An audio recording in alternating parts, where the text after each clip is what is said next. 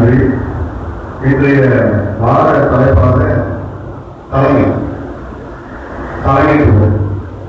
தலைமைத்துவத்திற்குரிய பண்புகளாக அஞ்சால் இறப்பு கண்டு அஞ்சப்படுவர்.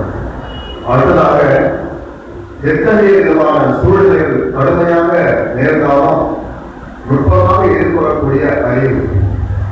அடுத்ததாக எல்லோரும் இணங்கி இருக்கக்கூடிய ஈகை என்று சொல்லக்கூடிய அந்த பணி. இது எல்லாம் தான் தலைமைத்துவத்திற்குரிய பண்பாக வள்ளுவர் குறிப்பிடுகிறார். ஆனால் இது மட்டும்தானா என்று நாம் பார்க்கும் பொழுது புத்தர் தம்முடைய கதையில சொல்றார். ஜான கதை என்கின்ற கதையில ஒரு குறியீடா தலைமைத்துவம் ஐயப்படுகிறார். அந்த கதையில ஒரு மான் கூட்டம் இருக்கு. அந்த மான் கூட்டத்துல ஒரு தலைவர் இருக்கிறார். தன்னுடைய பிள்ளைகளுக்கு ஆக சிறந்த அறிவுரைகளை கூறி நன்றாக வளர்க்கிறார். அந்த பிள்ளைகள்ல 2 பேர், ஒரு செந்நிற மான், இன்னொரு பழுப்பு நிற மான். இந்த 2 மான்களுக்கும் எந்த விதமான உயர்வு தாழ்வு இல்லாம சரியான முறைதான் வளர்க்கிறாங்க. காதல் செல்கிறது, வயதாகிறது. அந்த தலைமைத்துவமானது உடனடியாக என்ன செய்கிறது என்றால், இலையுதிர் காலம் முடிந்து வசந்த காலம் பிறக்கிறது. இந்த வசந்த காலம் வரும்பொழுது அந்த காட்டில் இருக்கக்கூடிய விவசாயிகள் அறுவடை செய்யக்கூடிய காலமும் வரும்.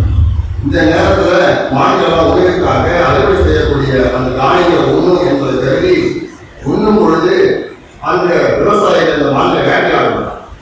அதை மண்ணில் பதிய வைத்துக் கொண்ட இந்த தலைமைத்துவமான என்ன சொல்றாங்கன்னா, எனக்கு வயதாகிவிட்டது, நம்மிடம் ஒரு 200 மான்கள் இருக்கிறாங்க, உங்க 2 பேருக்கும் செந்நிறமானதும் பழுப்பு நிறமானதும் நான் பிரிச்சு கொடுக்குறேன். உனக்கு ஒரு 100, உனக்கு ஒரு 100. இந்த 100 மான்களையும் நீங்க பத்திரமா பார்க்கணும். பாருங்க, நம்முடைய காட்டை தாண்டி தொலைவில் ஒரு மலைப்பகுதி இருக்கு. அங்க நீங்க காலை பொழுது சொல்லாம மாலை நேரத்தில் நீங்க செல்லும் பொழுது விவசாயிகளை கண்களுக்கு அகப்பட மாட்டீங்க. கண்ணில் அகப்பட்டீங்கன்னா கண்டிப்பா வேட்டையாடுவாங்க என்ற அறிவுரை சொல்லி வழி அனுப்புறோம். நாங்க வயிறு வேட்டைச்சு இல்லையா, நாங்க இங்கே என்ன பண்றோம், கிடைக்கக்கூடிய உணவு கொண்டு நாங்க வாழ்ந்துக்கிறோம், நீங்க பத்திரமா போயிட்டு வாங்க அப்படின்னு சொல்றோம். உடனே இந்த பழுப்பு நிறமானது மட்டும் ஒரு பேராசை. சீக்கிரம் அந்த உடனடியாக மலைப்பகுதியை இந்த தொடரும்.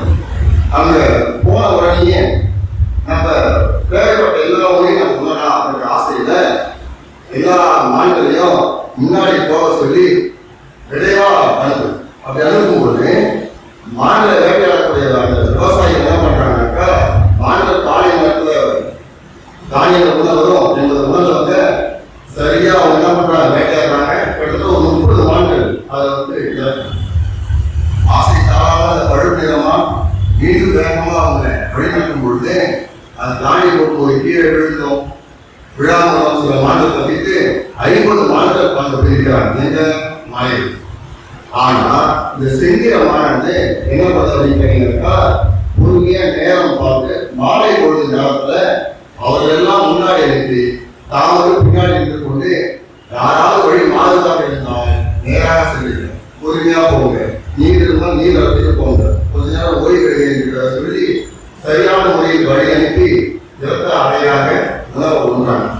மீண்டும் கால்கள் முடிந்து மீண்டும் அதிகமா நீர் இருக்கக்கூடிய பழுப்பினமான நீர் இருக்கக்கூடிய 50 மான்களை கூட்டிட்டு வரும் பொழுது மீண்டும் அதே போல் வேட்டையாடப்படுகிறது. மீண்டும் சில மான்கள் உயிரிழக்கப்படுகிறது. மீண்டும் தப்பித்து வந்த ஒரே மான் அந்த பழுப்பினமான. ஆனால் இந்த செந்நிறமானது மீண்டும் அதே முறையை பயன்படுத்தி 100 மான்களையும் எந்த விதமான பாதிப்பும் இல்லாம எடுத்து ஒப்படைச்சு.